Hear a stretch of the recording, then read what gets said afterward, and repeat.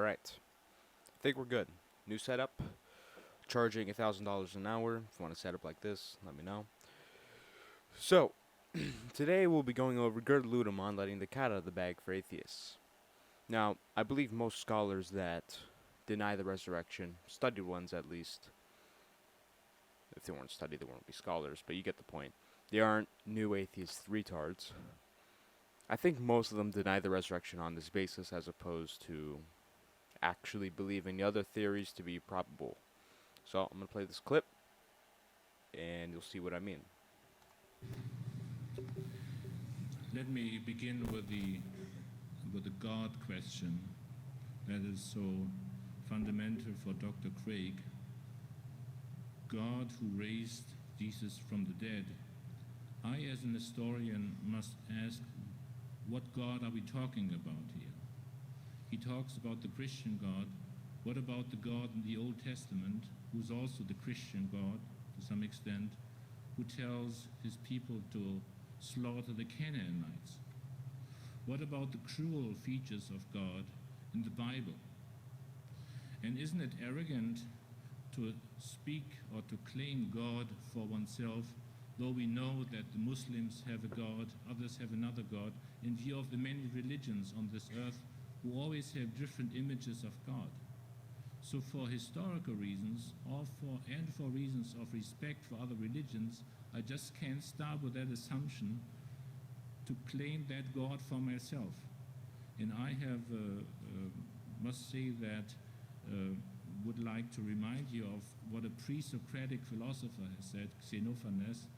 He was discussing the question if the Oxes could paint, how they would paint God. And he said, well, their God would look like an ox.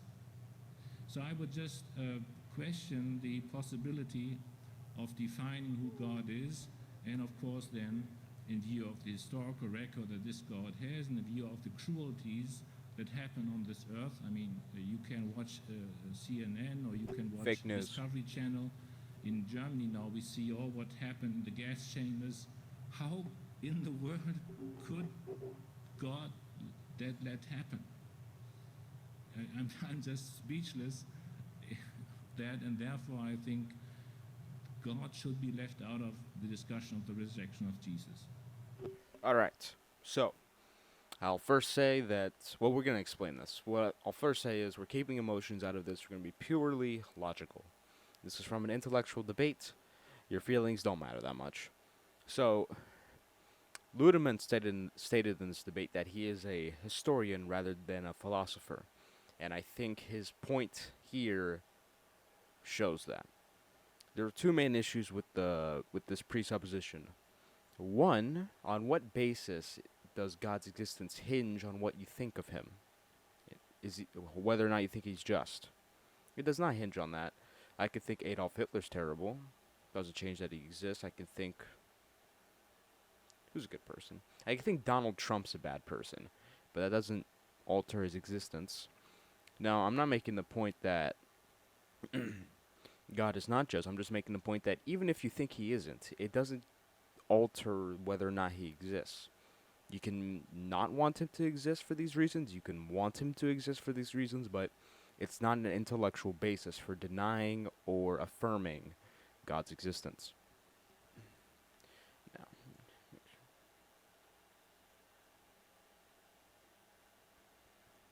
Now, the second point I'll make is on what grounds can Ludemann state any of these things are actually, objectively, wrong? As a Christian, I can say, these actions violate God's law, therefore it is wrong. That is the grounding I have. What's Ludemann's grounding? He feels it's wrong? That's subjective. That's a feeling.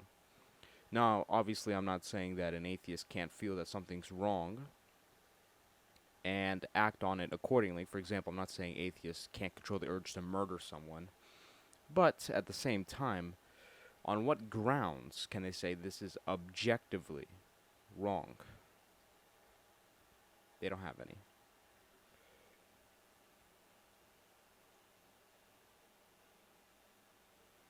So to make a moral judgment of God is Ludemann acting inconsistently with his worldview, because his worldview doesn't allow for objective asset objective his worldview does not allow for objective criticism of something or someone. Now, of course, Ludemann could say that he feels that he doesn't want God to exist for these reasons, but like I said, that's a subjective feeling. It's not objective. As many atheist scholars and philosophers, etc., have stated, on atheism, moral values are just evolutionary and are not objective. They're just subjective. They're feelings. Now, I'm inclined to believe, and Bart Ehrman holds a similar presupposition, I believe, if Gerd Ludemann did not hold his presupposition against God on the basis of subjective morality, he would probably be a Christian. Given his debate performance, it wasn't terrible. But it just suffers the same issue of all other resurrection deniers. I don't see any reason to believe these theories in favor of the theory God raised Jesus from the dead. None of them have the same explanatory power. None of them are less ad hoc, etc., etc. The only way I think you could deny the resurrection, deny the theory that God raised Jesus from the dead, is if you hold this presupposition that Dr. Ludemann holds, that God cannot exist because he is immoral.